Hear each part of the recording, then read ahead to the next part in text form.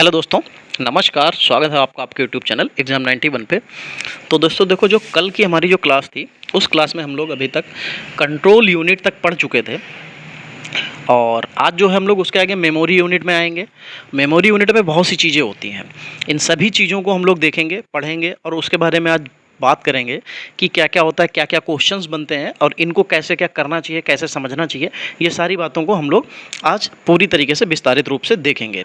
और आप लोग भी कोशिश किया करो कि पूरा वीडियो भले ही थोड़ा फास्ट करके देख लो, 1.5 पे देख लो, लेकिन देखो ज़रूर। ये एवरेज व्यू टाइम जो है बताओ 2.20%, मतलब 2.20 मिनट का चल रहा। मतलब बच्चों ने, जितने भी बच्चों ने वीडियो देखा है अभी तक, सिर्फ उसका मतलब ये है कि उन्होंने 2 मिनट ही वीडियो देखा है एवरेज में। किसी ने 4 मिनट देखा होगा, किसी ने 5 मिनट का, लेकिन ऑन एवरेज वो सिर्फ 2 मिनट का वीडियो देखा गया। ये गलत तरीका है, पूरा देखा करो। बाकी दोस्त, पीडीएफ आपको हमारे टेलीग्राम चैनल से मिल जाएंगे, आप वहाँ से इसको ले सकते हैं। उसके अलावा हम आपको जो भी चीज़ें कराएंगे, आपको इसके ऑब्जेक्टिव्स भी कराए जाएंगे। इसके लिए बस थोड़ा सा समय दीजिएगा। कुछ बच्चे डिमांड कर रहे हैं कि सर इसका सिलेबस के ऊपर थोड़ा एक वीडियो बना दीजिए, सिलेबस के ऊपर थोड़ा डिस्कशन कर लीजिए। बिल्कुल, सिलेबस मैं एक दिन एक्सप्लेन कर दूँगा, सारे सब्जेक्ट का सिलेबस एक्सप्लेन कर दूँगा, पूरा वीडियो मिल जाएगा। चलो अब बात करेंगे मेमोरी यूनिट की। तो मेमोरी को क्या कहते हैं? स्मृति कहते हैं। ये 2 पार्ट में तोड़ी जाती है, एक तो आंतरिक और एक बाह्य, यानी कि इंटरनल और एक्सटर्नल। इंटरनल के भी एक पार्ट होता है जिसको हम लोग प्राइमरी या मेन मेमोरी बोलते हैं। अब एक तरफ का ही पहले एक्सप्लेन करेंगे, फिर दूसरे तरफ चलेंगे। तो जो प्राइमरी और मेन मेमोरी 2 पार्ट में तोड़ी जाती है, जिसको टेम्परेरी या वोलेटाइल, यानी कि वाष्पशील जो उड़ जाती है लाइट जाने पे, और परमानेंट जिसको नॉन वोलेटाइल भी कहा जाता है।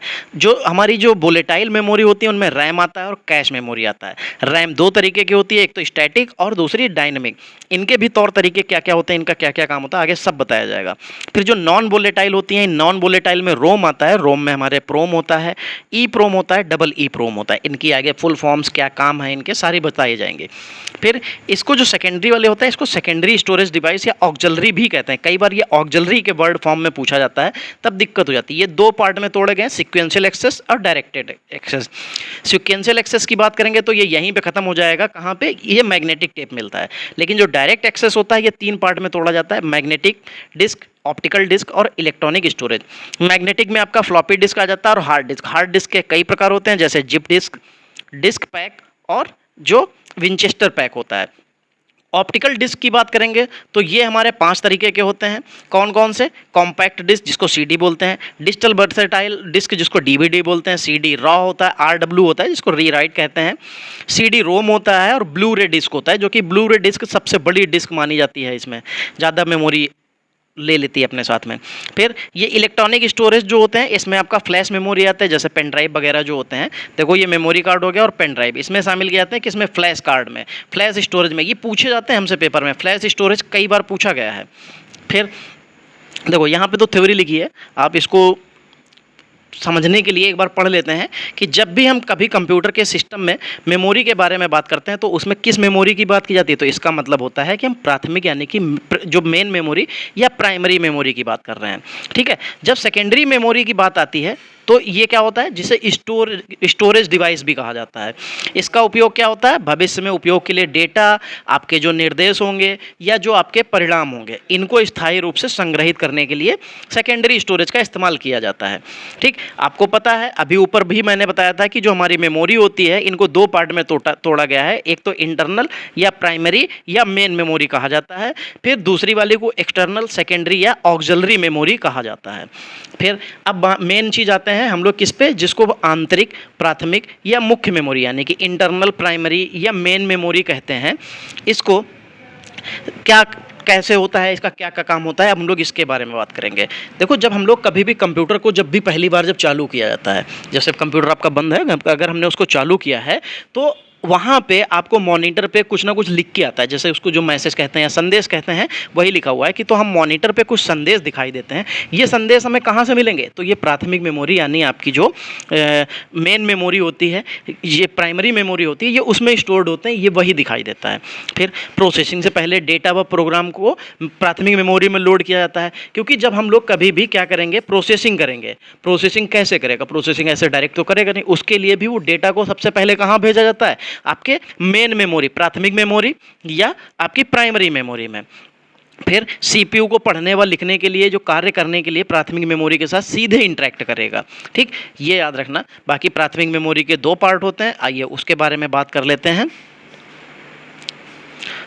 चलो देखो, प्राथमिक मेमोरी अस्थायी या वाष्पशील, जिसको वोलेटाइल मेमोरी बोलते हैं। वोलेटाइल मेमोरी का काम क्या होता है? वोलेटाइल मेमोरी का मतलब ऐसे समझ सकते हैं कि जब तक उसमें लाइट है तब तक तो वो डेटा को स्टोर करके रखेगा, लाइट गए आपका डेटा चला गया। तो इसके सबसे बड़ा उदाहरण कौन सा होता है? हमारी कंप्यूटर का रैम। रैम में आपका डेटा स्टोर्ड तभी तक रहता है जब तक आपका लाइट रहेगा या कंप्यूटर ऑन रहेगा। आपने कंप्यूटर बंद कर दिया, आपका डेटा नष्ट हो जाएगा। पूरी डिटेल इसमें वही लिखी हुई है, इसको पढ़ने या बताने का आपको कोई मतलब नहीं है, इसमें हम कोई नई चीज़ नहीं बताएंगे आपको। फिर देखो, इसका उपयोग कब होता है? जब कंप्यूटर पर काम करने के दौरान डेटा को अस्थायी रूप से संग्रहित किया जाता है। जब भी किसी प्रोग्राम या एप्लीकेशन सॉफ्टवेयर को लॉन्च किया जाता है तो आवश्यक डेटा को प्रोसेसिंग के लिए कहाँ अपलोड किया जाएगा? रैम में। ये क्या होता है? ये सेकेंडरी मेमोरी से तेज होगी, हमेशा तेज होगी। आगे इसका एक पिरामिड आता है, मैं पिरामिड के माध्यम से आपको पूरी चीज़ें बताऊँगा। अब देखो, जैसे ये वोलेटाइल मेमोरी होती है, ये 2 पार्ट में तोड़ी जाती हैं, रैम और कैश। रैम कौन कौन सी होती है? स्टैटिक रैम और डायनेमिक रैम। इन दोनों में भी तेज और धीमा होता है, इनमें भी महंगा और सस्ता होता है। ठीक, फिर आती है कैश मेमोरी। कैश मेमोरी भी इसी से रिलेटेड है, काफ़ी तेज होती है, रैम से ज़्यादा तेज होती है। लेकिन स्टोरेज की बात करेंगे तो स्टोरेज बहुत कम होता है, फास्ट होती है, महंगी होती है। चलो अब आते हैं रैंडम एक्सेस मेमोरी, जिसको हम लोग रैम कहते हैं। क्या कहते हैं? रैम कहते हैं। ये रैम का क्या काम होता है?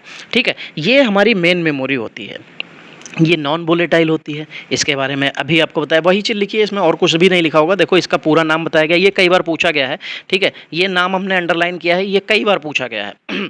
बाकी इसको कहाँ रखा जाता है? ये मेन मेमोरी कही जाती है। इसको नॉन वोलेटाइल, सॉरी, वोलेटाइल भी कहते हैं। वोलेटाइल का मतलब जब भी डेटा आप यूज ना कर रहे हो या आपने कंप्यूटर जैसे ही बंद किया वो डेटा चला गया। जैसे आपने कोई डेटा कॉपी किया, कॉपी पेस्ट करने के लिए आपने कुछ एक पैराग्राफ था कॉपी कर लिया, अब आपको पेस्ट करना है, लेकिन उससे पहले आपका कंप्यूटर बंद हो गया, तो ये डेटा क्या होगा? ये डेटा खत्म हो जाएगा। अब आप इस डेटा को जो आपने कॉपी किया था, अब वो पेस्ट नहीं कर सकते, क्योंकि वो वोलेटाइल था। लाइट जाते ही या कंप्यूटर बंद होते ही वो वाष्पशील हो गया, उड़ गया, अब वो नहीं आप उसको कर सकते। देखो, वही चीज़ लिखी है, एकत्रित आंकड़ों को पीसी बंद होने के बाद समाप्त हो जाते हैं। ठीक है, जब भी कंप्यूटर, लैपटॉप, मल्टीमीडिया, मोबाइल आदि स्मृति की बात होगी, चाहे आपका मोबाइल हो, चाहे मल्टीमीडिया मतलब लैपटॉप हो, कंप्यूटर हो, तो इसमें अगर वो मेमोरी की बात करेगा तो इसका मतलब वो किसकी बात कर रहा है? वो रैम की बात कर रहा है। किसकी बात कर रहा है? रैम की। और रैम कुछ इस तरीके से चिप जैसी, ये इधर, ये देखो, इधर भी आपको चिप जैसी दिख रही होगी, और ये पूरा पैटर्न आपको, ये चिप, ये हमारे मदरबोर्ड में लगती है। ठीक है, फिर देखो, जो रैम होती है कि जो आधार, जो रैम जो है कंप्यूटर की आधार होता है, मतलब उसका, ये बेसिक मेमोरी भी कहलाती है। और रैम में उपस्थित डेटा को हार्ड डिस्क पर कॉपी करने की प्रक्रिया को सेविंग कहते हैं। ये क्वेश्चन पूछा जाता है कि जब हम लोग हार्ड डिस्क पर कोई काम कॉपी कर रहे होते हैं तो उसको क्या कहते हैं? तो उसको क्या कहते हैं? जो प्रोसेस होता है उसको सेविंग कहते हैं। रैम के 2 पार्ट होते हैं, एक तो डायनेमिक और एक स्टैटिक। देखो, डायनेमिक और स्टैटिक को सिर्फ एक भाषा में समझ सकते हैं, एक पैटर्न पे। इसके लिए आपको और कुछ समझने की जरूरत नहीं है। जैसे मैं नंबर लिख देता हूँ, 1 2 3 4 5 6। अब यहाँ से मैंने ये 3 और 4 हटा दिया, तो कैसे लिख जाएगा? 1 2 5 6। बस, ये हो गई हमारी डायनेमिक रैम। ठीक है, ये हो गई डायनेमिक रैम, मतलब जो जगह खाली हुई उसने अपने आप भर दी। अब आता है स्टैटिक रैम पे। अगर स्टैटिक रैम की बात करेंगे तो ऐसे लिखा हो 1 2 3 4 5 6 7। ठीक, अब अगर इसमें से हमने 3 4 को हटा दिया तो क्या होगा? 1 2 फिर 5 6 7, मतलब ये जो बीच में स्पेस है ये ऐसे ही खाली रहेगा, ये भरेगा नहीं। ये होती है स्टैटिक रैम। स्टैटिक रैम का मतलब जो जहाँ पे है वो वहीं पे रहेगा, चाहे वो बीच से कुछ भी कोई चला जाए या कुछ भी हो जाए, ये अपने आप को बदलता नहीं है। लेकिन स्टैटिक डायनेमिक रैम क्या करती है? डायनेमिक रैम रिफ्रेश करने की ज़रूरत होती है, सबसे ज़्यादा इसमें रिफ्रेश की ज़रूरत होती है, बार बार रिफ्रेश की ज़रूरत होती है। ठीक, और जैसे ही आप रिफ्रेश करेंगे तो जो 3 4 हटाएंगे तो उसकी जगह पे 5 6 अपने आप ही आ जाएगा, उसकी जगह ले लेगा। जैसे अपने इसमें रिफ्रेश किया, लेकिन इसमें क्या होता है? इसमें आपको रिफ्रेश करने की ज़रूरत नहीं आती है।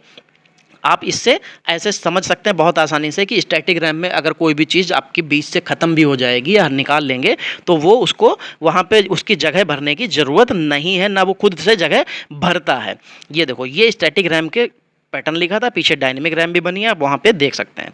फिर स्थैतिज रैम जो होती है वो तेज होती है, महंगी होती है और अधिक ऊर्जा का भी प्रयोग करती है। अब यहाँ पे देखो इनके बारे में भी बताया गया है, इनके अंतर बताए गए, इनके डिफरेंसेस बताए गए हैं कि ये क्या होता है। ये स्टैटिक स्वभाव का जो होता है ये स्थिर, अपनी जगह नहीं बदलेगा, बीच से कोई गायब हो जाए चाहे कुछ भी हो जाए। लेकिन डायनेमिक वाला क्या करता है, आगे खिसक जाएगा, बीच से कोई गायब होगा तो वो आगे खिसक जाता है। फिर स्टैटिक रैम की कीमत ज़्यादा होती है, डायनेमिक रैम की कम होती है। ये गर्म कम होती है लेकिन ये गर्म ज़्यादा होगी, या प्रोसेसर के साथ फिक्स्ड होती है, ये मदरबोर्ड पे बने स्लॉट में लगेगी। इस जो स्टैटिक रैम होती है इसका जो प्रयोग होता है वो कंप्यूटर की तेज मेमोरी, रजिस्टर और कैश बनाने के लिए इस्तेमाल होता है। लेकिन इसका डायनेमिक रैम का प्रयोग क्या होता है, कंप्यूटर की मेन मेमोरी या जो होती है पार्ट मेन मेमोरी, उसको बनाने में प्रयोग किया जाता है। अब देखो रैम जो वोलेटाइल मेमोरी थी उसके दो पार्ट होते थे, एक तो आपकी रैम जिसमें दो पार्ट होते थे, स्टैटिक रैम और डायनेमिक रैम, और एक रैम के बाद कौन सा पार्ट आता था, कैश मेमोरी। ये कैश मेमोरी क्या होती है, ये भी हमारी मेन मेमोरी होती है क्योंकि ये भी हमारा जो है वोलेटाइल का पार्ट है, और ये सीपीयू के बीच का भाग होता है। कहाँ का होता है, बीच का भाग होता है। और कैश मेमोरी का कार्य क्या होता है, ये मुख्य मेमोरी जो होती है हमारी, जो मेन मेमोरी होती है और जो प्रोसेसर होता है, इनके बीच में जो गति, काम करने का जो गति होगी, उसमें अगर कोई व्यवधान आता है, कोई परेशानी आती है, कोई भी अगर हिंड्रेंस आ जाता है, कोई भी बाधा आ जाएगी, तो उसको दूर करने के लिए इसका इस्तेमाल होता है। इसका उपयोग अस्थायी भंडार के रूप में किया जाता है क्योंकि ये बहुत कम जगह लेती है, बहुत कम छोटी सी तो होती है, इसमें बहुत ज़्यादा कुछ स्टोर नहीं हो पाता है, ठीक है, क्योंकि ये वोलेटाइल है। कैश मेमोरी रेफरेंस की स्थिति जो लोकेलिटी की जो होती है, ये कहाँ पे होती है, ये कैश मेमोरी रेफरेंस की स्थिति के कार्य पर सिद्धांत करती है, यानी कि लोकेलिटी ऑफ रेफरेंस के। कैश मेमोरी प्रोसेसर और रैम के बीच क्या करती है, पुल का काम करती है। जो हमारा प्रोसेसर होता है, रैम, क्योंकि जब हम कंप्यूटर को इनपुट देंगे तो इनपुट क्या है, किसके माध्यम से जाएगा, तो ये कैश मेमोरी जो है ये पुल का काम करती है। यही पुल से होते हुए वो प्रोसेसर तक जाएगी, प्रोसेस होगी और फिर आउटपुट के रूप में हमको मिल जाएगा। कैश मेमोरी का उपयोग क्या होता है, इसको बार बार आने वाले आंकड़ों निर्देशित को एकत्रित करने के लिए किया जाता है, ठीक है। इसमें जैसे बार बार अगर आप कोई चीज़ इस्तेमाल कर रहे हैं, आप जैसे मान लीजिए होम गूगल खोला, गूगल पे अपने सरकारी रिजल्ट खोला, फिर काम किया चले आए, फिर आपने 1 घंटे बाद आया, फिर गूगल सरकारी रिजल्ट खोला, गूगल खोला सरकारी रिजल्ट खोला, वापस चले आए, तो क्या होगा, कैश मेमोरी इसके पूरे रास्ते को याद कर लेगा, उसके जो बीच की जो चीज़ें होंगी उनको याद कर लेगा, अपने पास रख लेगा, तो जब नेक्स्ट टाइम आप जाएंगे तो वहाँ तक जल्दी पहुँच जाएंगे, ठीक। इसीलिए जब हम लोग कभी भी आप अपने मोबाइल को खोलिएगा, मोबाइल में जाइएगा, किसी सॉफ्टवेयर पर थोड़ी देर के लिए होल्ड कीजिएगा, उसमें एक आई का ऑप्शन आ जाएगा, उस पर क्लिक करेंगे तो उसमें देखना नीचे कैश मेमोरी और वो सारी चीज़ें लिखी होंगी। आप उनको जैसे ही क्लियर करते हैं, आपके वो वेबसाइट या एप्लीकेशन जो होती है थोड़ी सी फास्ट हो जाती है। देखो कैश मेमोरी एक विशेष प्रकार की तीव्र गति की स्मृति होती है जो कंप्यूटर की प्रोसेसिंग की गति को बढ़ाता है। प्रोसेसिंग की गति को कैसे बढ़ाएगा, ये आपके वहाँ जाने के रास्ते को देख लेता है, याद कर लेता है। वहाँ पे ऐसा कह सकते हैं कि ये उन रास्तों की चीज़ों को अपने पास रख लेता है, तो जब हमें जाना होता है तो हम उन्हीं के माध्यम से बहुत जल्दी जल्दी पहुँच जाते हैं। कैश मेमोरी CPU को तेज़ गति से आंकड़े उपलब्ध करा देती है। तेज़ गति से तभी करा पाएगी जब वो वहाँ की चीज़ों को अपने पास भी स्टोर करके पहले से रखेगी, ठीक है। फिर ये प्रोसेसर आंकड़ों को तेज़ गति से प्राप्त यानी कि रिसीव भी कर लेती है। इससे पूरे कंप्यूटर का अतिरिक्त समय क्या होता है, बच जाता है। फिर देखो अब CPU से क्या होगा, कैश मेमोरी तक जाएगा और कैश मेमोरी फिर CPU को लेके आएगी। लेकिन जब CPU से प्राइमरी मेमोरी में जाएगी, प्राइमरी मेमोरी से सेकेंडरी मेमोरी, सेकेंडरी मेमोरी से फिर प्राइमरी मेमोरी में और फिर लास्ट में CPU में, तो ये पैटर्न ऐसे ही चलता रहता है। इसके लिए आपको ये क्वेश्चन यहाँ से नहीं बनेगा, लेकिन कैश मेमोरी से जितने भी क्वेश्चन बनने थे वहाँ पर मैंने आपको पूरी तरीके से एक्सप्लेन कर दिए।